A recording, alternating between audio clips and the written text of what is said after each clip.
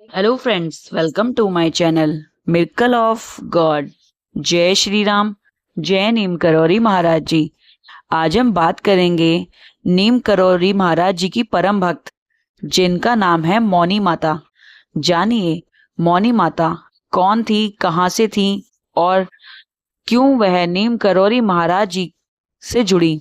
जानिए पूरी जानकारी, भक्त की भक्ति की कहानी, जिसने बाबा के एक कहने पर आजीवन क्या त्याग किया। जानिए मेरी इस वीडियो में। वीडियो को एंड तक जरूर देखिएगा। पसंद आए तो लाइक जरूर कीजिएगा।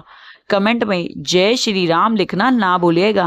और मेरे चैनल को अभी तक सब्सक्राइब नहीं किया है तो प्लीज कर लीजिएगा, ताकि महाराज जी से जुड़ी सच्ची कहानियां मैं आपके लिए लाती रहूं। मौनी माता जी, यह नाम नीम करौरी महाराज जी ने ही दिया था। बाबा ने मौनी माता जी को एक और नाम दिया था, भक्ति माँ, क्योंकि बाबा जी उनकी भक्ति से प्रसन्न हुए थे।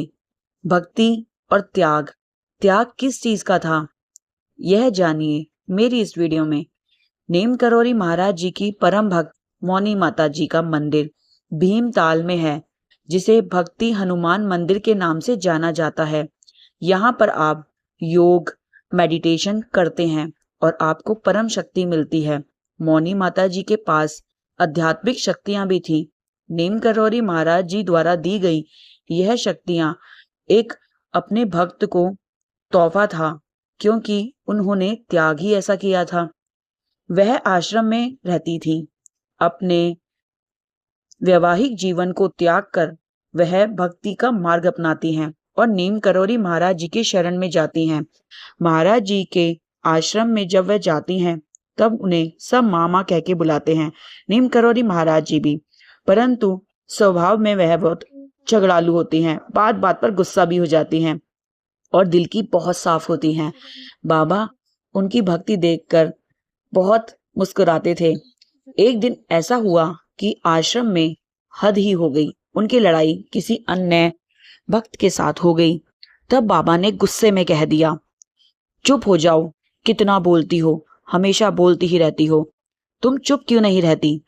बस क्या था, वह दिन था और जब तक वह जीवित रही, 60 साल, कहते हैं 60 से 65 साल तक वह जब तक जीवित रही तब तक वह मौन रही, बिल्कुल बिना कुछ बोले वह रही।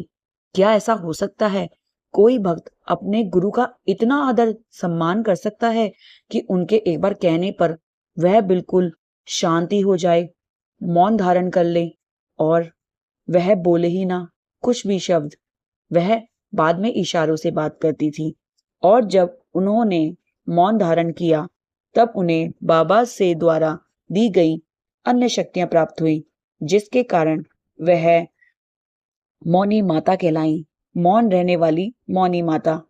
अब कहते हैं, मौनी माता जी कहती थी कि मौन रहने से ही हमारी सब समस्याओं का हल होता है।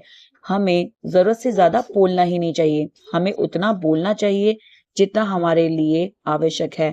कहते हैं ज्यादा बोलने से घर टूटते हैं और कभी कभी ज्यादा बोलने से काफी परेशानियों का सामना करना पड़ता है, इसलिए हमें मौन रहना चाहिए। मौनी माता जी जब तक रही वह मौन रही। ऐसी भक्ति को देखकर बाबा ने उनको दूसरा नाम दिया भक्ति माता। और नीम करौरी महाराज जी की परम भक्त का एक भीमताल से नकुचिया ताल के बीच में एक सुंदर मंदिर, जिसे भक्ति हनुमान मंदिर के नाम से जाना जाता है। सुंदर सी हनुमान जी की मूर्ति वहां बनी हुई है, जो आपको आकर्षित करती है। यदि आप मौनी माता के बारे में और अधिक जानना चाहते हैं तो मेरी पिछली वीडियो जरूर देखिएगा और उस मंदिर में जाके मेडिटेशन जरूर कीजिएगा। देश विदेश से मौनी माता जी के दर्शन करने भक्त आते हैं।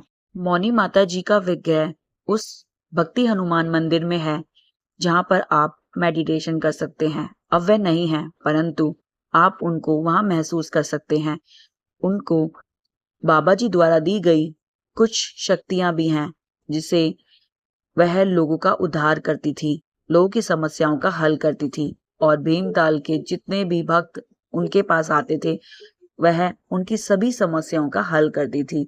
यदि आप भीमताल के इस मंदिर में जाकर मौनी माता जी की मूर्ति के दर्शन करते हैं, आपको परम शांति मिलेगी। आप उधर जाकर मेडिटेशन कर सकते हैं, योग कर सकते हैं। यदि आपको मौनी माता जी के बारे में और अधिक जानना है तो मेरी पिछली वीडियो जरूर देखिएगा। मैंने मौनी माता जी के जन्म से लेकर मौनी माता जी के मौन रखने तक की पूरी वीडियो बनाई है। और अधिक जानकारी के लिए मेरे इस चैनल को सब्सक्राइब करना ना भूलिएगा। Thank you for watching. जय श्री राम, जय नीम करोली महाराज जी, जय भक्ति माँ।